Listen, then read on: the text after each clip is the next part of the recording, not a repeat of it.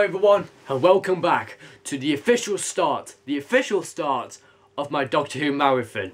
And as you can see, what we're going to be reviewing today is the first ever episode, or the first ever story, aired on the 23rd of November 1963. It is An Unearthly Child. And so guys, I'm going to be reviewing An Unearthly Child today. And I hope you guys are really going to be, I hope you enjoy my Doctor Who marathon throughout the next couple of months, because I'm going to be doing non-stop reviews on all of my DVDs and also continuing all the way until Series 10 in the next year in April. So I hope you are ready for a monster roll of Doctor Who reviews. And so let's get into this. Let's start the first ever story of Doctor Who. And so with An Unearthly Child, if you've not seen the show or if you've not seen this episode, then I don't know what you're missing out on. This story is just the whole beginning of Doctor Who itself. I'm going to read you the whole little introduction at the back just so you can get a, in view of what the story is if you've not seen it. It's a really great story to get you into Doctor Who. It is the official start, the official plot, pilot episode story to get you into Doctor Who. It is just fabulous. So, An Unearthly Child by Anthony Coburn. He did a brilliant job. The first ever story of the world's longest running sci-fi series coming to DVD for the first time. Susan Foreman is a mystery to teachers Ian Chesterton and Barbara Wright, seemingly knowing more than she should about the past and the future. Their curiosity leads them to follow her home one night, only to find that her home appears to be a deserted junkyard. In the junkyard, they discover a police telephone box and a strange old man who claims to be Susan's grandfather and calls himself the Doctor. The journey of a lifetime is about to begin.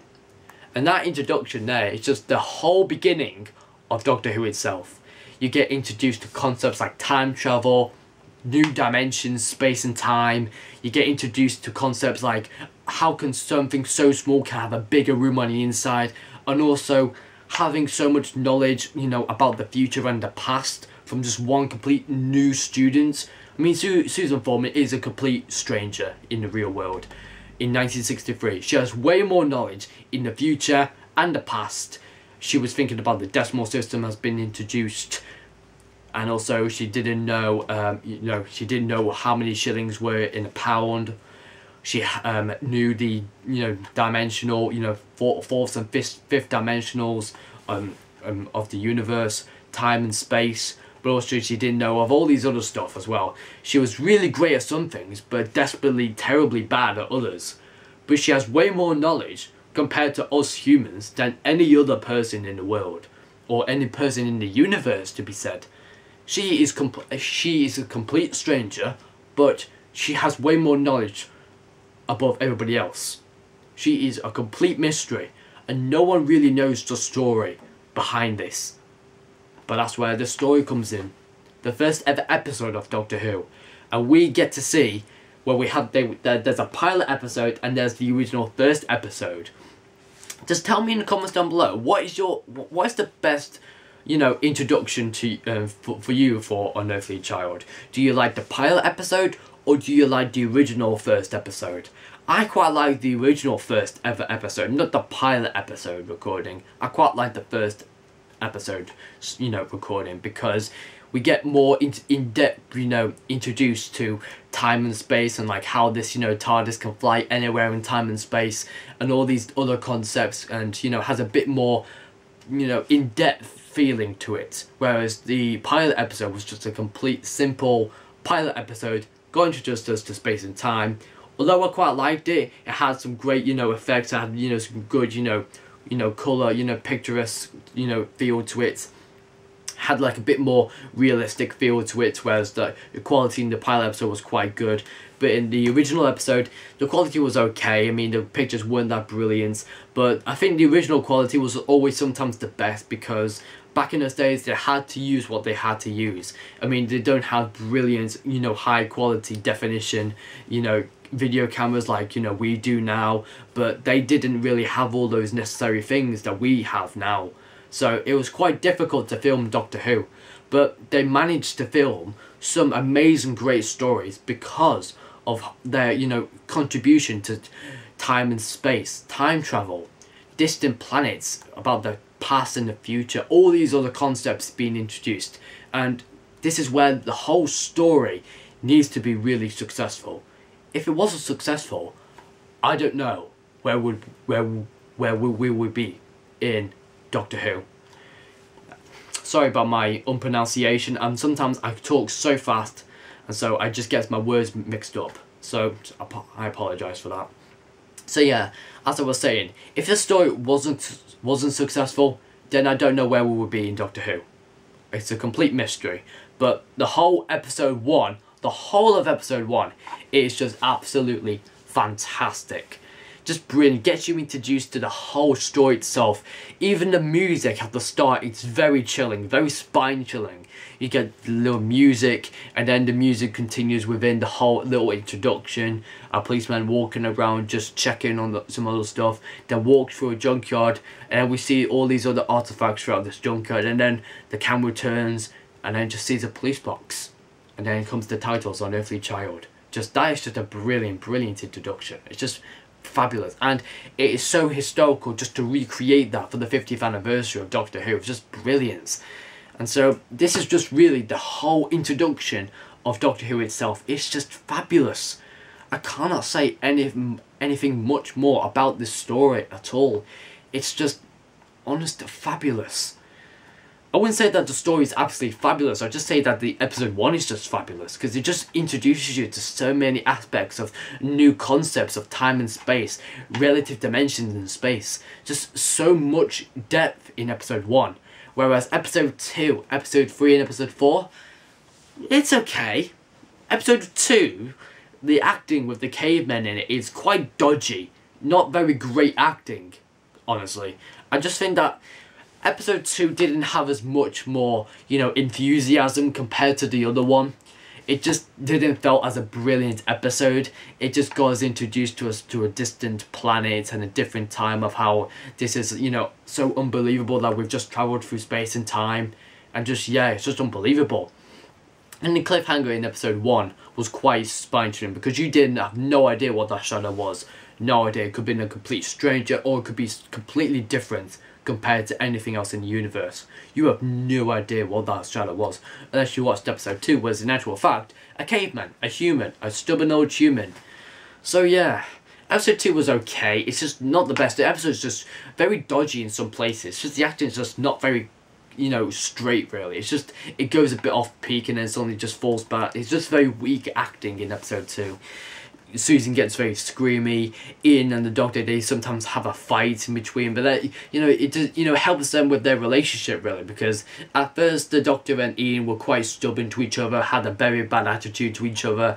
They just, William Hartnell had a bit of a childish attitude towards himself, felt that these people had no idea what they were going through, had no understanding of how, you know, how the room so, you know, small can have a bigger room on the inside and how they can travel through space and time. They had no idea what, you know, this kind of Doctor fellow is, and had no idea where he came from. Didn't know that he was from a distant planet. And also the most important question is, they have no idea who he is. No idea who he is or what his name is. And that's the whole show. And that is the whole title, Doctor Who. We have no idea who is this Doctor fella and what is he doing here. And what he's doing in 1963, taking just 2 people who cannot be, you know, returned to the real world. Because he has a feeling that if they, you know, left the TARDIS, they could go and tell the authorities about this kind of strange imagined illusion. And the Doctor doesn't want that, so he takes them as prisoners just to see how time travel is really possible, just to give them a little bit of an experience, and also gives them a bit more belief that all of this is absolutely true. The whole story may be absolutely bonkers in some places, but it's just a great unique feel to watching this for the first time. It's just fabulous. It's just, it's like for the first time, if you've watched Doctor Who for the first time, you're watching this for the first time, it becomes so much brilliant to you. You always feel like that this story is just absolutely brilliant, and it's just quite unusual. a star. But then when you rewatch it, you suddenly, you know, realise and you're starting to notice flaws around in this episode. Although flaws are necessary in shows, it makes them much better, more capable of not making those mistakes again. But this was the first ever episode, and although there were tons and tons of mistakes in this, but this really was successful because of how it got out there and how it drew so much people to their television screens back in those days. It had so many viewers, the viewers just went up the list and up the list as these stories went on and went out and out and out. People just got more introduced to Doctor Who, and when the next story, which we're going to be doing probably soon, when they watched it for the first time, they were completely shocked at what they saw. Just completely was just... Anyway, we're going off peak. If this is not Unearthly Child, this is that's just a completely different story. But Unearthly Child, those of the cliffhangers are quite, you know, not great. I would say episodes 2 cliffhangers just boring. It's just basically you're looking at a pair of skulls and like, what's fascinating about a pair of skulls? Don't know. Just could be just some dead relatives. Not really anything scary about it, but. And then episode 3's cliffhanger is quite good because they're trying to get back to the TARDIS, but they're surrounded by all the cavemen, and then like they're all trapped around, and like they feel like they're gonna have to make fire, otherwise they're gonna get killed off. But anyway, the whole point really about this story is just, you know, getting us introduced to the whole concepts of new things that we haven't experienced before, but also how, you know, you can go back in time to the dawns of the earth really, and see how fire was probably made back in those days with no matches, no nothing at all, just pieces of wood rubbing together, and you just really want to experience it's almost like a history documentation going back into the past, and it very much is really. I think the fire making's okay. I mean, it's quite good, I wouldn't have to say, but back in those days, you know, back in the really old days where, you know, the dinosaurs were around and cavemen were around, they had to, you know, basically make fire on their own. If they didn't have fire, they would have, you know, freeze to death. They had no meat, had no water, no warmth at all. They would literally just die out. That is just whole the point, that fire was an important element of their survival. It really is. And just basically, they were, you know, stuck in a situation where they had to make fire for these, you know, cavemen slaves, and they had a good fight scene in episode 4. I thought the fighting was okay. It's not one of the best fight scenes, but it's just how like cavemen usually fight. It's just how cavemen, you know, a caveman's style duel really, and just, yeah, it was quite gruesome, but, you know, quite unnecessary to throw the rock on somebody's head. It was quite unnecessary for that. I mean, if many children were watching that, it was quite a bit, you know, inappropriate for children to watch, quite a bit violent. But I think violence in some cases is just where it gets the whole story, points to the whole audience, because you realise that how this story just really gets off tone, and just how this story is so mysterious and so dark in many places. You just realise, you know, oh, sorry, I just have this noise in the background. That's just my cat just trying to get through the door. Just don't get that mind that. It just becomes so annoying where your cat's trying to get through my door, just trying to, you know, sit next to me. Just one moment.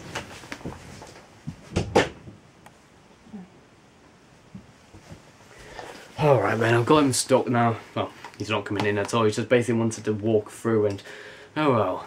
Anyway, back to the story anyway. Sorry about that, I apologise for my cat interrupting my video. I think I'm the only one in the house, and like, he just really wants to play with me, and so, okay. Alright, so back to this story. I really think that this story has a lot more things involved and really does have a big feel about it. When you watch Doctor Who for the first time, you really experience everything about this story. It's just completely new to you, and you really don't have any idea of what's going on in the story. It's completely different. Hello. Hello, if you're just looking at my cat here, his name's called Oreo. You alright? Ah, you know, also tell me in the comments down below. I know this is going way off peak from the story, but please tell me in the comments below, do you have a cat or dog? Just tell me that, because I'm all interested in what pets you have. Anyway, back to the story. If this story wasn't successful at all, then I don't know where we would be in Doctor Who at all. It's just, it had to be successful, otherwise we would have been in a complete different place in Doctor Who. Because it really had to be successful with all these introduced concepts of time travel and etc, etc. The quality of acting is really good. Well, it's okay in some places. I think episode 1 is particularly the best episode of Unearthly Child because of its title of Unearthly Child. But it's just really the whole episode is really well constructed. Episode 2, as I said, quite dodgy. Episode 3 is, again, very dodgy in some places, but the acting, I mean, you're allowed to make mistakes in, you know, business, but although there were many mistakes made, but it just, as you learn from those mistakes, you can really get back into, you know, really to produce really great stories. And that's what Doctor Who has done over the years. They've taken all of this, you know, knowledge from making so much mistakes and producing some brilliant stories. And if this story, based on one decision of going through that junkyard and walking through into the TARDIS, this show would be completely different compared to any other story at all, or any show at all. It would be completely different. All of this was just made on one decision, and if this decision wasn't made, we wouldn't be watching Doctor Who anymore. I can tell you that. Everything had to be right about the story, and episode 1 just really got you into, really intrigued you into watching this for yourself, and just really got you into the mood of experiencing what Doctor Who is all about, and just really gets you into the mood of like, this is like a story that I really want to watch now in the future. It just becomes a really brilliant story. So yeah, there are quite a few flaws in it, I have to say. It may not be the best story or for Doctor Who, but as many mistakes for the first story, I say it was a great job. Well done, Doctor Who. So yeah, I have to give this story a great 8 out of 10 because of the first episode. I really rate that episode high. Episode 2, yeah, a bit dodgy. Episode 3, yeah, again, dodgy as well. There's probably a bit, you know, scary moments in it, like the, you know, monster noises as well. And then episode 4 was yet again good as well. And so yeah, definitely a good 8 out of 10 for me. Not too bad at all. Not too bad for the first ever start of Doctor Who. Not really too bad at all. But anyway guys, I hope you've enjoyed my Doctor Who review. I apologise for my cat interrupting this review. I'm sorry, but he's very so lonely and just have to keep him company now and again. Anyway guys, I hope you have enjoyed this brilliant review on the first ever story of Doctor Who. I hope you have really enjoyed it, and if you haven't got Unearthly Child yet, then please do pick it up, and you really will get into Doctor Who for yourself. And there'll be other stories which I'll be recommending to you for you to buy, but also to experience what Doctor Who really is all about. But this story is Doctor Who in itself. It just completely tells you everything about the story of what's going in from the beginning or what's going into the end. Everything's completely new to you and you have no idea what's going on in the story. I just think on this one-off, I would really recommend Unearthly Child to any Doctor Who fan. It's the complete start of a journey of a lifetime. This is where the whole extraordinary, longest, the world's best popular sci-fi show goes off into its many journeys throughout time and space. It's just the biggest, longest running sci-fi series of all time, and it will seriously continue on for many years. I think I will still even be here when the 100th anniversary of Doctor Who comes out. And I can't wait for that. I bet they have to do a 100th anniversary of Doctor Who, and they will really date back to where this episode really aired out. It's just brilliant. The whole story, overall, 8 out of 10. Not too bad at all. Really enjoyed it though. I mean, with all Doctor Who stories, you sometimes have quite, you know, dislikes and like, you know, you like the story. This story is really good. Not too bad. Not brilliant at all, but some flaws are made. But for first good story, yep, really good indeed. Anyway guys, I hope you've enjoyed this Unearthly Child review, and so for the next review we're going to be reviewing the Doctor's most nemesis enemy, the Daleks. And so I haven't got the Daleks DVD just at the moment, but in a couple of days time when my friend will return the Daleks DVD to me back, and we will start the Daleks review on probably maybe next Tuesday, which I'm hoping for, because I have the Class review to do as well. Because the final episode of Class is also going to be on Saturday as well, which I will be reviewing for you as soon as possible.